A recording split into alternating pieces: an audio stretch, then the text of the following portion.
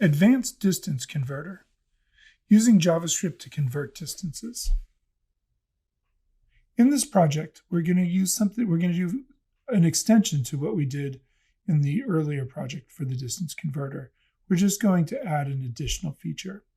And what that additional feature is, it'll convert miles to kilometers, but we can press the K key to convert kilometers to miles, or we can press the M key to go back.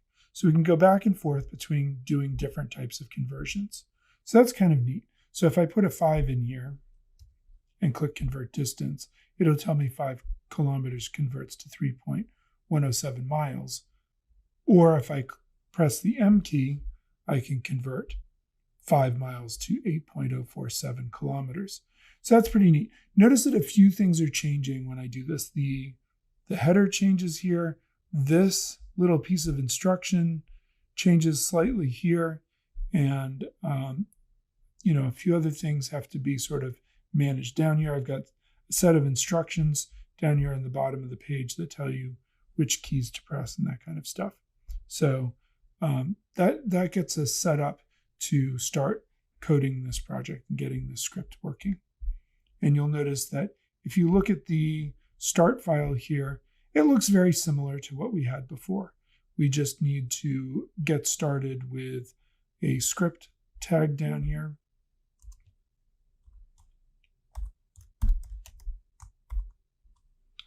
And then the very first thing we're going to put in there is just some variables that we need in order to make this work. So we're going to need a variable called convert type that's going to be set initially to miles. And then when you press the K key or the M key, it's going to update that value to kilometers or miles, depending on which key you press. So we'll be capturing key presses and doing that kind of thing. So let's do that. And then we also need to get the H1 because we're going to change that in that intro text. We might as well gather that answer element down there as well, and also the form that we have in there. So let's go ahead and add these variables really quickly. Var convert type. I'm going to set it to miles initially. And then I've got var, and I've got, what did I call it? Heading. Heading, yeah. Var heading equals document dot get element. We don't have an ID up there, do we? No, so I guess we should use query selector. Query selector H1. That will get the heading. And then we need this sort of intro paragraph here. So var, and just to make it match what I have over here, it doesn't really matter. I'm just going to call it intro.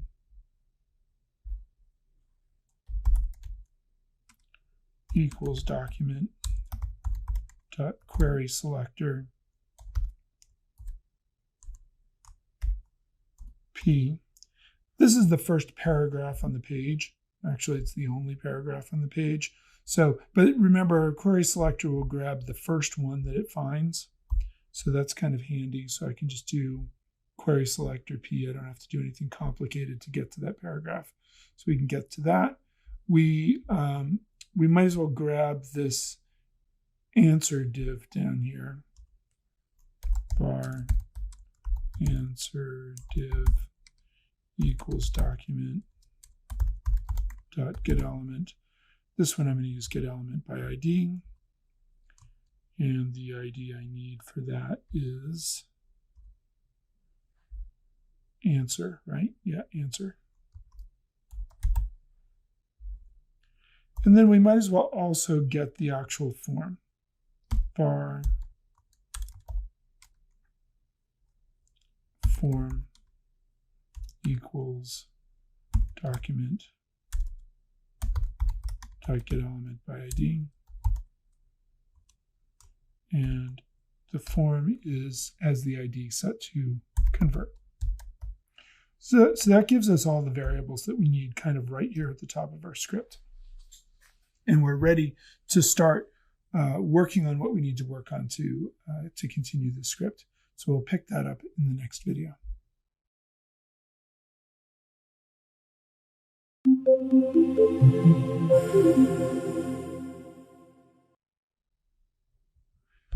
Okay, next we need to add 2 event listeners. One is going to handle key down, so when we handle the K or the press of the K key or the M key, and the other one is going to handle the submission of the form. So let's add these 2 event listeners before we do anything else. Come over here to my code. Down here in my script, I'm going to have document.addEventListener.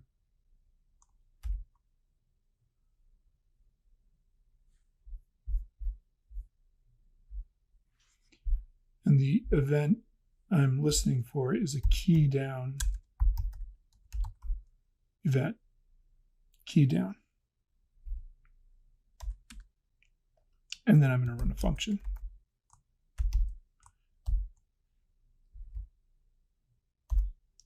And everything for that event listener will go between those curly braces. So that's one. And then we need to deal with the submission of the form. We already have a variable that's going and getting that form by ID. So I can just do form.addEventListener. And again, we want to do submit. When the form is submitted, we want to run a function. It's going to run and do all the fancy stuff. So that is going to happen in there. All right, great. So we've got our 2 event listeners and we're ready to get started with this. And we'll work on the key down event listener first. To do that, we're going to pass in the event object here.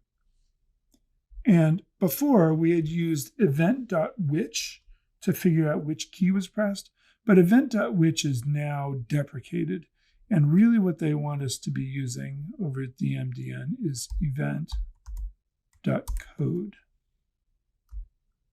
Let's assign that to a variable. Var key equals event.code. And then I'm just going to alert out key to see what I get. All right, great. Let's go over here and test this. If I refresh and I press the M key, I'm not getting anything. Did I do something wrong? Inspect. I don't have an error.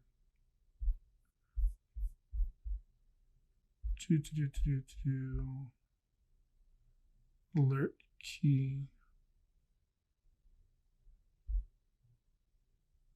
Add event listener document. Add event listener. That should be right. No, I did that right. I was just on the wrong file. Make sure you have the right file loaded. That's always a good idea. Make sure you're working with the correct file. That happens sometimes. But let's try this again. If I press the M, I get key M. If I press the K, I get key K. So this is the new method that they want you to use that's not deprecated for grabbing keys. And instead of giving you a number, it gives you actually a key within the actual letter that you're pressing. So that's great. That's super useful. So we know how to actually capture those keys and know which one has been pressed. From here, writing the if statement is fairly simple now that we know what to expect. We can say if key is the same as, you could even do triple equals if you wanted to, key K, we're going to do one thing. Else, if key is the same as key M, we're going to do something else. And what are we going to do in here? We're going to do some things like, first, we're going to change the header. the heading.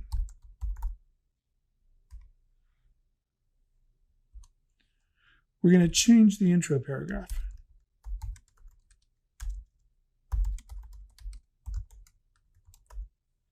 We need to do that.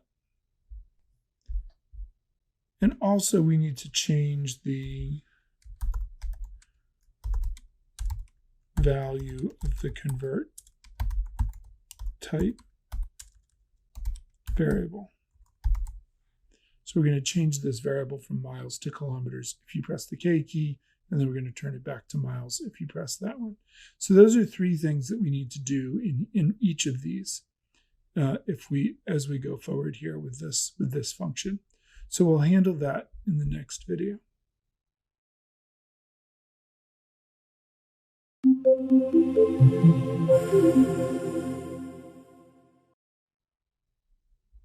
Okay, so now we're going to put this in here, and first I'm going to actually do it the other way around. I'm going to have var where I'm going to set convert type. We already have it defined up there, so we don't use var. Convert type equals kilometers. So that's going to get set to kilometers as a value, as opposed to miles. And you could just use K and M in there if you wanted to keep it short, and that's fine. And then I'm going to change the heading in here next.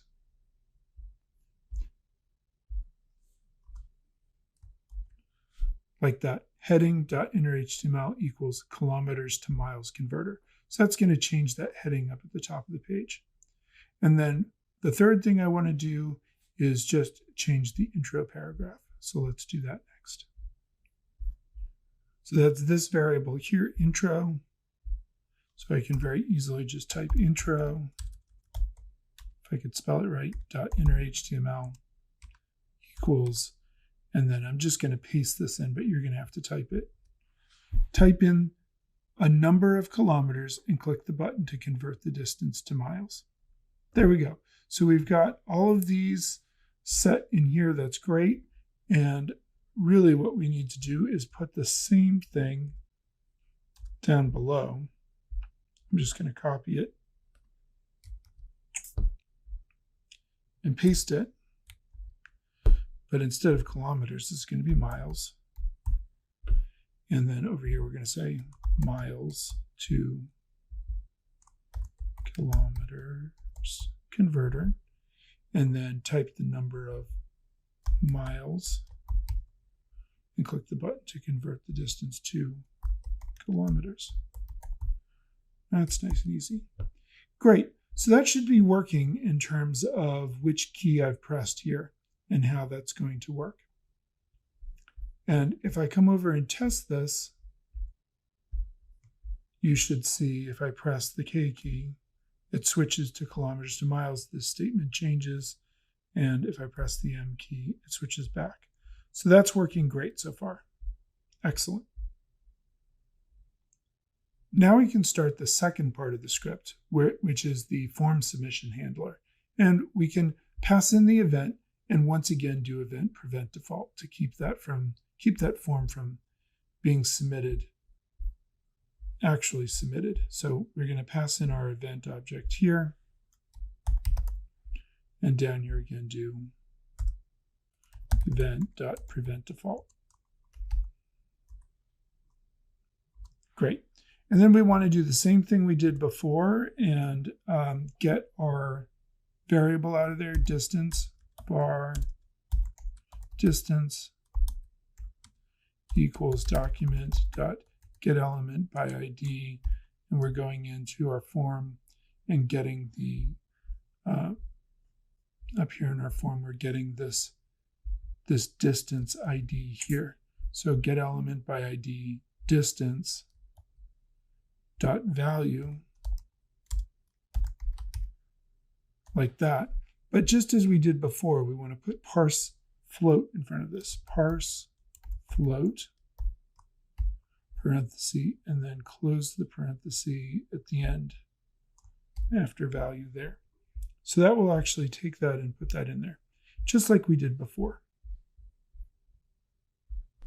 Also, same as before, we're going to say if distance, if that's really a number, then we're going to do something here, right? Otherwise, we're going to do something down here. Else, and really what we want is just to set that answer.innerHTML equal to h2, whoops,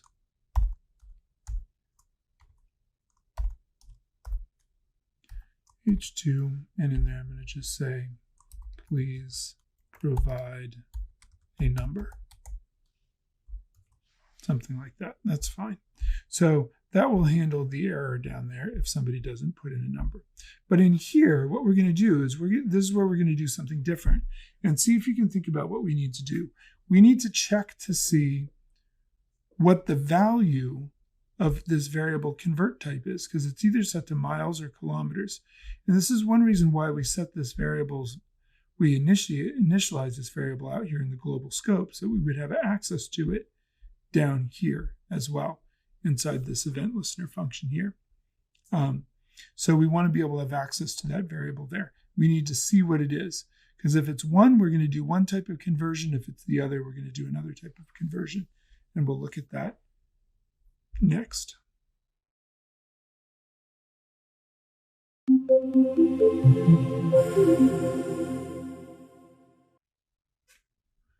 Okay, so now we need to actually do the conversion here, and based on which value this variable has here, convert type.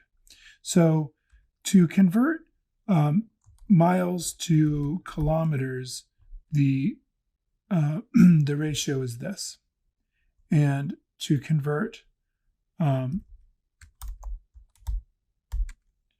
K to M, the ratio is this. Okay, so see if you can figure out what we need to do inside this if statement to handle both the conversions. See if you can get it on your own. Pause this video and see if you can write the if statement you need in order to do this using these two values for numbers here. Hopefully you got something like this. If convert type is the same as miles, we're going to convert that there. Else, we'll convert the other one. So if it's the same as miles, we're going to take distance. We're going to have variable var converted, something like that, equals distance times this number here.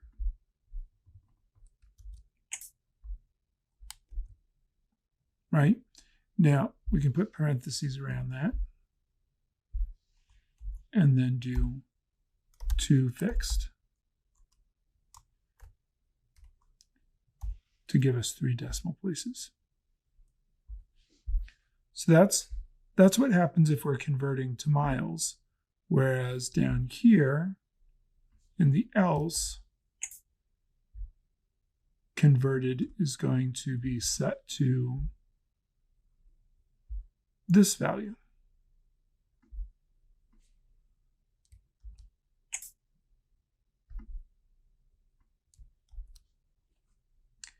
And then we can just set the answer div, right? Answer.innerHTML equals, and we're going to use our tick marks, and we're going to say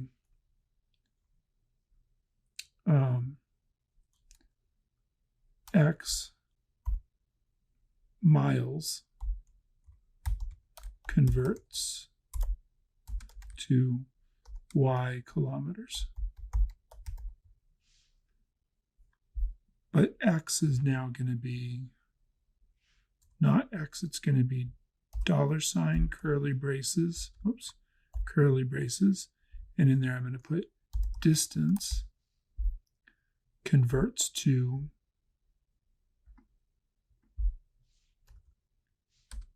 $, curly braces, converted. There we go. And down here, it's going to be the same thing.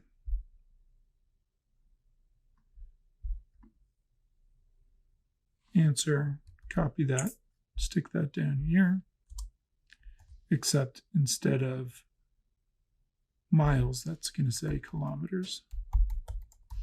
Converts to miles. Save that. There we go. So now we're able to convert both miles and kilometers and put the correct answer. Yet, if somebody enters in something that's not a number, that will still be handled. And that should work. Let's test it and see.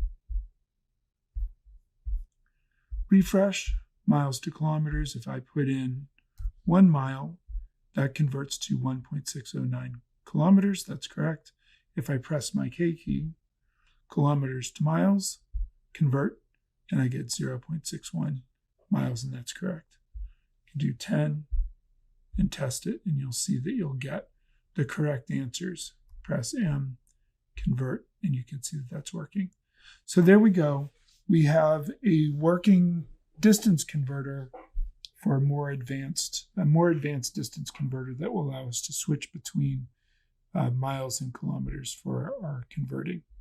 And over here in our script, the important thing to recognize here is that we're using a variable up here at the top, convert type, and we're adjusting the value of that variable here based on the key that's pressed. And then based on the value of that variable in this function down here, we're adjusting which one of these we're going to be using based on what the value of that variable is. Now, this is where we're starting to get into some scope and some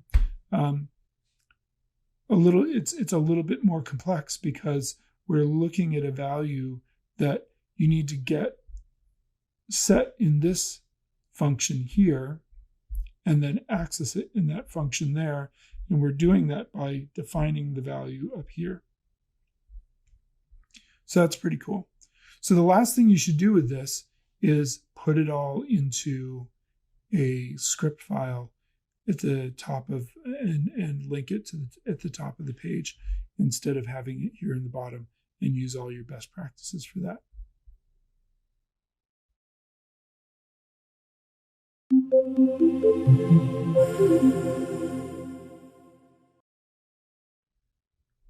You may not need to watch this video right now, but because you should know how to do this already, but I'm going to do it anyway. I'm going to create a new file here called script.js, and really you can name the file whatever you want. And on this file, I'm going to add my my function here, my function that will run automatically, function with its parentheses and its curly braces, and an extra set of parentheses at the end. This is my automatically invoked function here. And then everything's going to go inside the curly braces. And down here, I'm going to add use strict, that directive, to make sure I don't have any variables being defined in the wrong place. And then I'm going to come in here and just copy all of this script, the whole thing, all the way from the top, all the way down to the bottom. And I'm going to paste it over here. I'm just going to paste it right in there, like that. I need to tab it back one. Shift tab. There we go. Now, for this one, it's more important to do this than for the previous script, partially because there's more code going on here, but also because we actually have some globally defined variables here. And it's possible that you don't want them, that you want these to not get used in the wrong place down there. answer div. That's gray. Did I do the wrong thing down here? I did. Should be answer div. Answer div. Answer div. There we go. Make sure that matches. Okay, so so that's putting that should put that into the right place there. Okay, great. So over here in our file here, we can get rid of this stuff, and instead we can link to src equals script.js.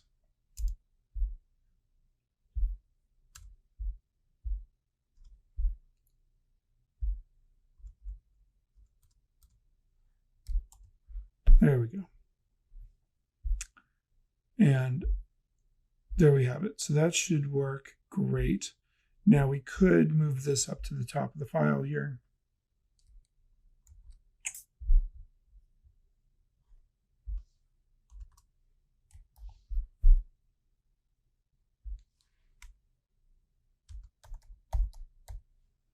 Defer.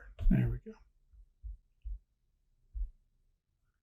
And that should all work just as well. So if I come back here and refresh this, distance 5, convert, that's working. 10, convert, and that's working. So, and I should be able to press miles to kilometers and do the other conversions as well.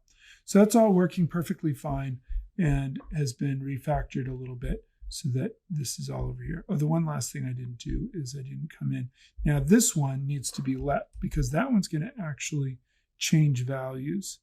This one can be const. This one can be const. This one can be const. Const. And then down here,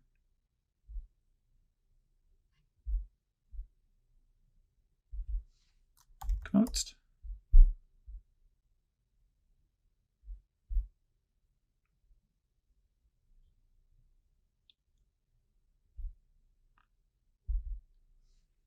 Const and const.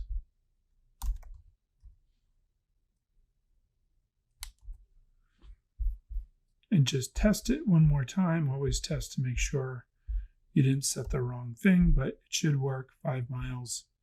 Press the M or the K key, test it again, and that's working just great. Okay, great. So we have a great little utility here for converting miles to kilometers and kilometers to miles. Not that you needed something like this, but we have used a lot of the kinds of things that we've learned about in this course so far in terms of capturing some data from a form, being able to manipulate that data, and then change the DOM, change the actual web page based on what the user has done, including capturing key presses, which is pretty neat.